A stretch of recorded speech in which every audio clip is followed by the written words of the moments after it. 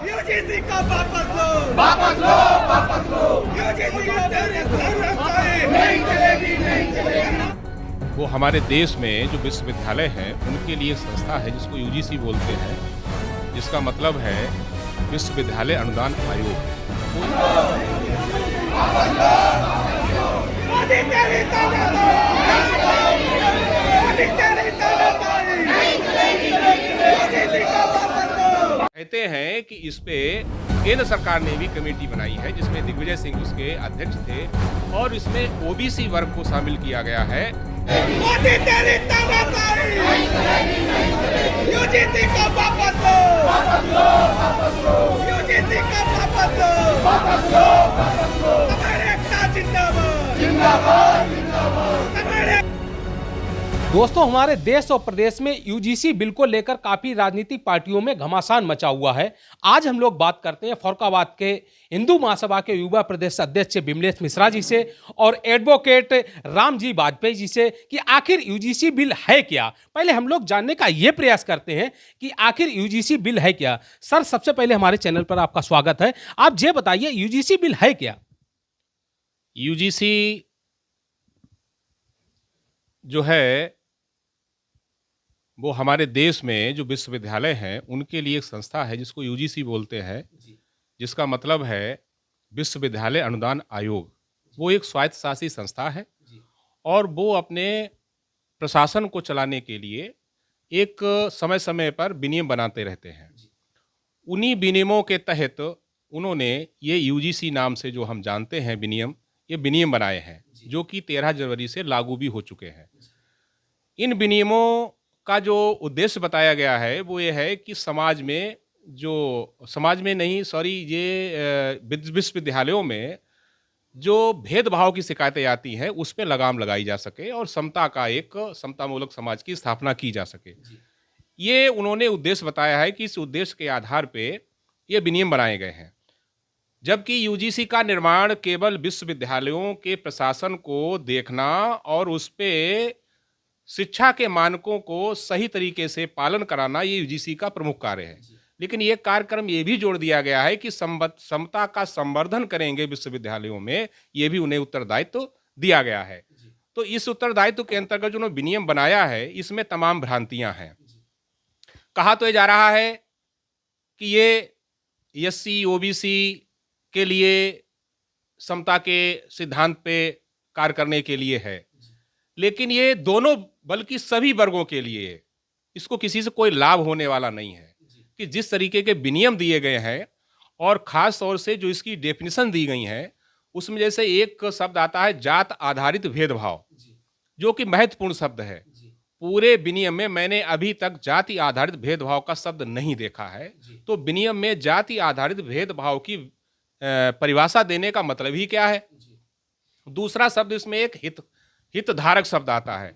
हितधारक व्यक्ति वो है जो यूनिवर्सिटी से किसी प्रकार जुड़ा हुआ है, चाहे छात्र हो, चाहे वहाँ का प्रोफेसर हो, वहाँ विश्वविद्यालय के अन्य लोग हों, कर्मचारी कोई भी हो, वो हितधारक जो विश्वविद्यालय से जुड़े हुए हैं हितधारक हैं। और उस हितधारक में केवल छात्र शब्द है। छात्र का मतलब सारे छात्र। तो जब सारे छात्र उसमें आ गए तो कहीं कोई बात ऐसी बचती ही नहीं है कि इसमें से किसी के साथ में कोई भेदभाव की स्थिति है कि इसको नहीं शामिल किया गया, सामान्य वर्ग को छोड़ दिया गया, ऐसी कोई बात नहीं आती, देखने से लगता है। लेकिन इसमें सबसे जो आपत्तिजनक बात है वो यह है कि इसकी एक सेक्शन है 3C, जिसमें विष्णु शंकर जैन भी शायद सुप्रीम कोर्ट में गए हैं, उन्होंने पीआई दाखिल की है। 3C जो है वो मुख्यतः उसका कोई बहुत बड़ा प्रभाव नहीं है। 3C का मतलब केवल ये है कि एक शब्द है जाति आधारित भेदभाव, उसको व्याख्यात करता है, उसको परिभाषित करता है कि हम 3C में जाति आधारित भेदभाव किसको मानेंगे, बस। लेकिन वो शब्द पूरे भी विनियम में कहीं है ही नहीं, इसलिए 3C का कोई मतलब ही नहीं बनता है। लेकिन जो एक सामान्य वर्ग के द्वारा में उनके द्वारा एक जो बात उठाई जा रही है कि विश्वविद्यालयों में जो हमारे छात्र होंगे और सामान्य वर्ग के होंगे, उनके ऊपर एक तरीके का शोषण होगा उनका।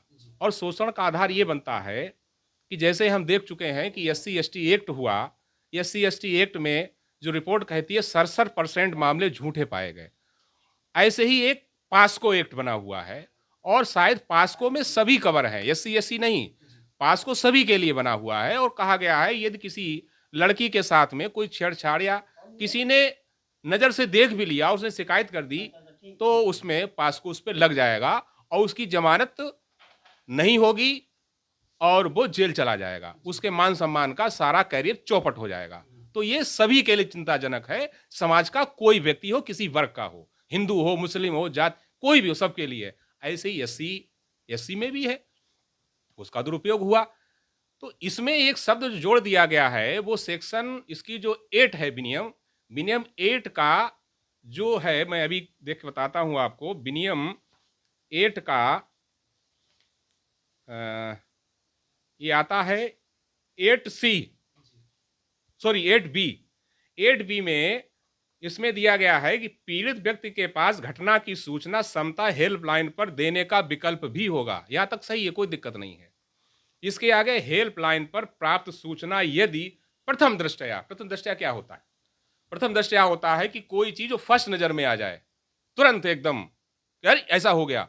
प्रथम दृष्टया दंड विधियों के अंतर्गत कोई मामला बनता है, दंड विधियों के अंतर्गत। तो ये सारी जो हमारी दंड विधान है सब इसमें शामिल कर लिए गए। दंड विधियों का मतलब IPC में कोई मामला है, सबसे कठिन जो स्थिति है वो SC एक्ट की है। SC एक्ट में यह है कि किसी के खिलाफ कोई अगर शिकायत दी जाती है तो पुलिस पहले FIR करेगी और उसको अरेस्ट करेगी, बाद में जांच करेगी और जो चीजें होंगी, अगर वो व्यक्ति निर्दोष पाया जाता है तो उसका पूरा जीवन, उसका पूरा कैरियर चौपट हो जाता है। और ऐसी शिकायतें समाज में आ चुकी हैं, ये भय है लोगों में। तो इसकी जो सेक्शन ये है 8B जो है, 8B में जो पुलिस को देने की बात है, ये बहुत ही कहना आपत्तिजनक है। प्रशासन का मामला है, विश्वविद्यालय प्रशासन का मामला है, उन्हें चाहिए कि इस व्यवस्था को समाप्त करें और यदि कोई दंड विधान उन्हें बनाना ही है तो विश्वविद्यालय प्रशासन के अंदर कोई ऐसी दंड विधि बनाए जिससे बच्चे का भविष्य चौपट न हो। अगर गलती से भी कोई निर्दोष बच्चे के खिलाफ कोई शिकायत आ जाती है और वो दंड विधि के अंतर्गत आ जाता है, उसे दंड भी मिल जाता है, तो कम से कम उसका कैरियर चौपट न हो। सर ये जो गाइडलाइंस है ये सुप्रीम कोर्ट की गाइडलाइंस है ना? नहीं, सुप्रीम कोर्ट गाइडलाइंस नहीं है। ऐसा है, एक मामला हुआ था, पूरे देश में चला था, रोहित वेमुला का, और लगभग हमें नहीं लगता है किसी समय में ऐसा कोई समय आएगा जिसमें कभी कोई मामला नहीं होगा और सारे कोर्ट समाप्त हो जाएंगे, ऐसा संभव नहीं है। तो मामला आया था इस तरीके का, पायल और लड़की थी, उसका ही मामला आया था। अब मामला कितना सही है कितना झूठा है ये कोर्ट जाने और लोग जाने, जिन्होंने जांच की है वो जाने। लेकिन उन 2 मामलों के आधार पे जब उनकी मां सुप्रीम कोर्ट गई, हो सकता है राजनीतिक दलों के कुछ लोगों ने उनको भेजा हो सुप्रीम कोर्ट हर आदमी नहीं जा सकता है, भेजा हो, खास हो इसलिए भेजा हो कि राजनीतिक लाभ लेने के लिए भेजा हो, ये भी संभव हो सकता है। बहुत सारी चीजें देश में चल रही हैं, कुछ भी संभव हो सकता है। तो उसमें कोर्ट ने UGC को कहा है कि आप अपने यहाँ ऐसा प्रशासन बनाइए, ऐसी कड़े कानून बनाइए जिससे देश में जो विश्वविद्यालय हैं उनके अंदर कहीं भी कोई भी इस तरीके की स्थितियां भेदभाव की पैदा न हो।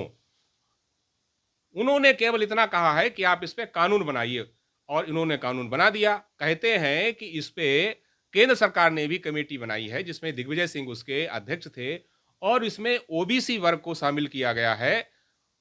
जो सेक्शन इसमें 3C है, 3C में OBC को शामिल किया गया है, और OBC को शामिल करके बताया गया है कि इनके आधार पर भेदभाव होता है।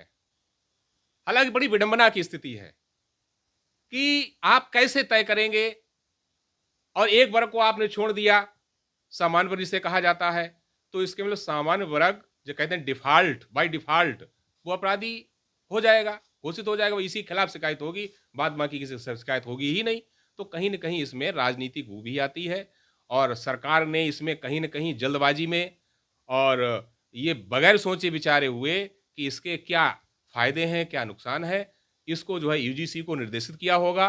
क्योंकि UGC के द्वारा ही ये पास है, केंद्र सरकार द्वारा पास नहीं है, केंद्र सरकार का इसमें सहयोग है, उन्होंने इसमें दिशा निर्देश जारी किए होंगे, सारी चीजें हैं। जिस तरीके से देश और प्रदेश में जो विरोध किया जा रहा है, विरोध किसके खिलाफ किया जा रहा है?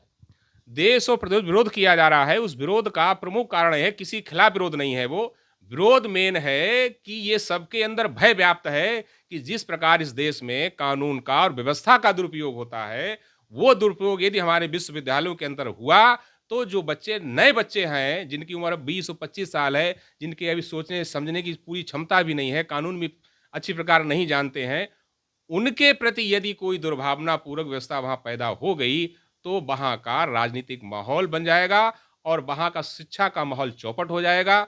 और जो बच्चे ऐसे हैं जो निर्दोष हैं, पढ़ने में होशियार हैं, उन्होंने एक स्थान हासिल किया हुआ है, उनका भय है कि उन्हें कहीं न कहीं उनके खिलाफ षड्यंत्र पूर्वक उनको पीछे धकेल दिया जाएगा या उन्हें जेल में डाल दिया जाएगा। ये जहां पर भी विरोध प्रदर्शन हो रहे हैं वहां पर देखा जा रहा है कि स्वर्ण समाज के जो लोग हैं उनके द्वारा ही विरोध प्रदर्शन किए जा रहे हैं। ये भी गलत है।